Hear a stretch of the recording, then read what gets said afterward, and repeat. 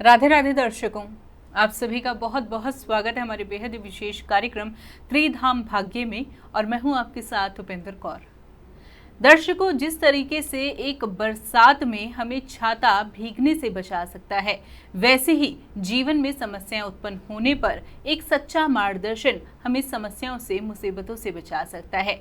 वो सच्चा मार्गदर्शन आपको इस कार्यक्रम में प्राप्त होने वाला है। यदि आपके जीवन में भी तरह तरह की समस्याओं ने आपको घेर रखा है और आप परेशान हैं कि किस तरीके से इन समस्याओं से बचा जाए, तो ऐसे में आप हमारे कार्यक्रम से जुड़कर देखिए।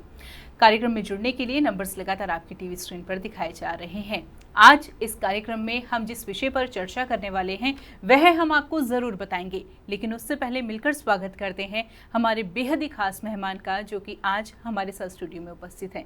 जी हाँ, हम बात कर रहे हैं आचार्य बाबूलाल मिश्रा जी की। तो आइए सबसे पहले मिलकर उनका स्वागत कर लें। नमस्कार आचार्य जी, बहुत बहुत स्वागत है आपका। राधे राधे। राधे राधे। त्रिधाम संस्थान में आप सभी का स्वागत है। राधे राधे जी आचार्य श्री, आज इस कार्यक्रम के माध्यम से मैं आपसे पितृदोष पर चर्चा करना चाहूंगी। जानना चाहूंगी कि पितृदोष किस प्रकार का दोष है, क्योंकि हमने सुना है कि पितृदोष यदि लग जाता है तो जीवन में तरह तरह की समस्याएं उत्पन्न करता है। तो ऐसे में मैं अपने लिए और अपने दर्शकों के लिए जानना चाहूंगी कि पितृदोष क्या है और यह किस कारणवश हमारी कुंडली में लग जाता है, जातक के जीवन में समस्याएं उत्पन्न करता है। पितृदोष, ये हमारे पितरों के दोष का कारण ये आज का नहीं है। ये पितृदोष काफ़ी पुराना चला आ रहा है। लेकिन इसमें हमारे जो बुजुर्ग लोग थे, इसका निवारण क्या करते थे कि पहले प्रतिदिन हमारे देवताओं पितरों को स्नान के समय जल दिया जाता था। उससे हमारे पितृ प्रसन्न रह करके और उस दोष का निवारण हो जाता था। लेकिन आज कोई भी अपने पितरों को याद नहीं करते, ना उनको जल इत्यादि देते हैं जिससे कि उनको शांति मिले।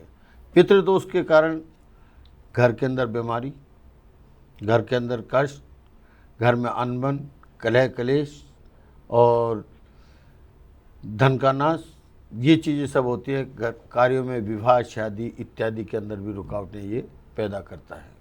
तो बिल्कुल आपने बहुत अच्छे से हमें समझाया कि पितृदोष जो है किस कारण से लगता है और क्या क्या समस्याएं यह हमारे जीवन में उत्पन्न करता है। लेकिन एक विशेष सवाल मैं आपसे यह भी करना चाहूंगी कि यदि हम इस दोष की बात करें तो यह किन ग्रहों पर अपना सबसे ज्यादा प्रभाव देता है। पितृदोष राहु और केतु से संबंधित है। क्यों? राहु और केतु के बीच के अंदर पूरे ग्रह आ जाते हैं, तो उन ग्रहों को एक बंधन सा हो जाता है, जिसकी वजह से हमारे ग्रह कोई फल नहीं दे सकते। राहु और केतु एक सर्प का प्रतीक है, और हमारे जितने पितृ हैं ये सब सर्प के रूप में रहते हैं।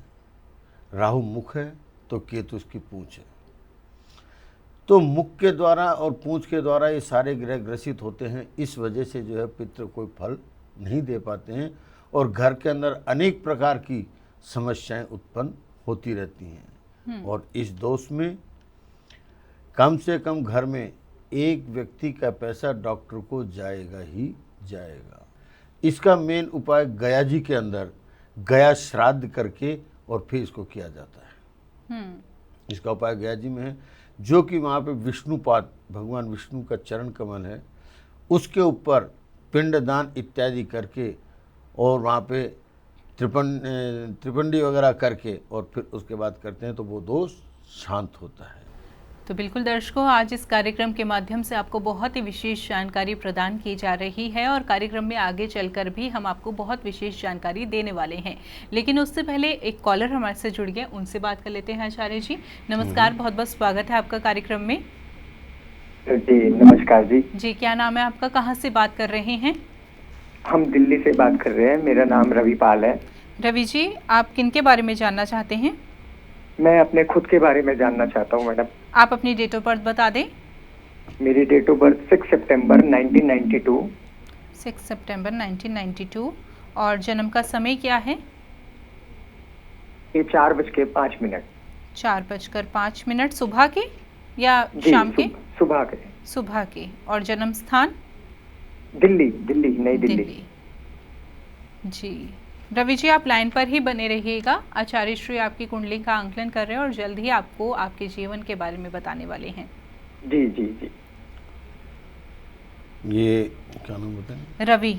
रवि जी, आपकी जी, राधे जो राधे राधे पंडित जी। राधे राधे राधे, ये जो आपकी कुंडली है 6 सितंबर 1992 की सुबह 4 बजे की, जी कर्क लगन की है और इसमें सूर्य बुध बृहस्पति आपके दूसरे स्थान में बैठे हैं। आपको थोड़ी स्वास्थ्य संबंधित परेशानी भी है क्या? जी पंडित जी, थोड़ी थोड़ी बीच बीच हम्म हो जाती है, ऐसे हो जाता है। दूसरा, आपकी भागदौड़ बढ़ी हुई है जिसके कोई मतलब नहीं निकलता, बेफिजूल की। जी पंडित जी, ऐसे ही हो रहा है पंडित जी। कोई भी काम करना सोचता हूँ तो काम नहीं बन रहा होता, और शादी में भी विलंब हो रहा है, शादी भी नहीं हो रही है। देखिए, आपकी कुंडली देखने से यह पता लगा कि इसके अंदर आपकी कुंडली में पितृदोष है। तो इस पितृदोष का आप निवारण घर में भी कर सकते हैं, और वैसे अगर हमसे करवाना चाहते हैं तो हमारी संस्था में आचार्य गणों से बात भी कर सकते हैं। इसका सिंपल उपाय जो आप आसानी से कर सकते हैं अपने घर में, एक तांबे का लोटा ले लीजिएगा, उसके अंदर पानी भरते हुए और सूर्य के सामने खड़े होके और इस प्रकार से अपने सर से ऊपर यूं करके उस पानी की धार में से सूर्य के दर्शन करते हुए ओम सूर्य देवाय नमः, ओम पितृ देवाय नमः, ओम सूर्य देवाय नमः, ओम पितृ देवाय नमः, ऐसे बोलते बोलते उस जल को धीरे धीरे जो है सूर्य भगवान को अर्पण कीजिए। और फिर उस जल को आगे कोई बाल्टी या टब रख लें, उस टब के अंदर डालते जाइए और फिर उस टब में ये 2 उंगलियां यूँ भिगो के अपने यूँ आँखों पे, यहाँ पे और मस्तक पे लगा लें। फिर दोबारा उस लोटे को भरें, फिर इसी प्रकार से करते हुए उस जल को देवें। मतलब इस प्रकार करके 3 बार ये जल आपको सूर्य भगवान को देना है, और अब सूर्य भगवान का पितरों का नाम उच्चारण करते हुए देना। तीसरी बार में खड़े होके, जैसे आप तीसरी बार में जल देंगे लोटे का, अपने स्थान पे खड़े होके और 4 चक्कर काट लीजिए, जिससे ये सूर्य की और अपने पितरों की परिक्रमा हो जाएगी। आप ये करके देखिए, इससे आपको अपने आप संतुष्टि मिलेगी। यही एक बहुत छोटा उपाय है, सरल, जो कि आसानी से आप अपने घर में कर सकते हैं। इसी तरीके से दर्शकों, यदि आपके जीवन में भी कोई समस्या चल रही है तो ऐसे में आप भी हमारे साथ कार्यक्रम में जुड़ सकते हैं। और यदि आपकी कॉल किसी कारणवश हमारे साथ अभी कार्यक्रम में नहीं लग पाती तो ऐसे में भी आपको घबराने की आवश्यकता नहीं है, क्योंकि कार्यक्रम के बाद भी आप हमारे संस्थान से जुड़ सकते हैं। चलिए इसी के साथ कार्यक्रम में आगे बढ़ते हैं।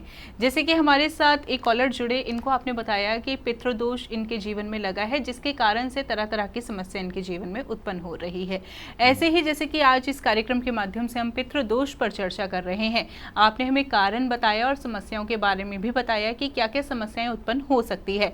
अब जब जीवन में समस्याएं उत्पन्न होती है ना, तो हमें उपाय भी चाहिए होता है, उसका निवारण भी चाहिए होता है। तो अब ऐसे में मैं आपसे कुछ उपाय जानना चाहूंगी कि यदि किसी के जीवन में पितृदोष उत्पन्न हो चुका है तो वो कैसे इस दोष से अपने आप को निजात दे सकता है। जी,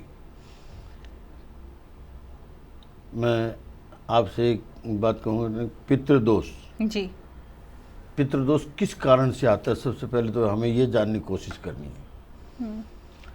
पितृदोष आता है, कोई अकाल मृत्यु, अचानक एक्सीडेंट इत्यादि में मर जाता है, या कोई अनमैरिड की हमारे घर में डेथ हो जाती है, मैरिड होता है उसकी कोई संतान नहीं होती है, डेथ हो जाती है, और या सर्प के मारने से। क्योंकि इसके अंदर ये जो अकाल मृत्यु मरता है तो उसकी आत्मा तृप्त नहीं होती है, वो भटकती रहती है अपने परिवार के अंदर।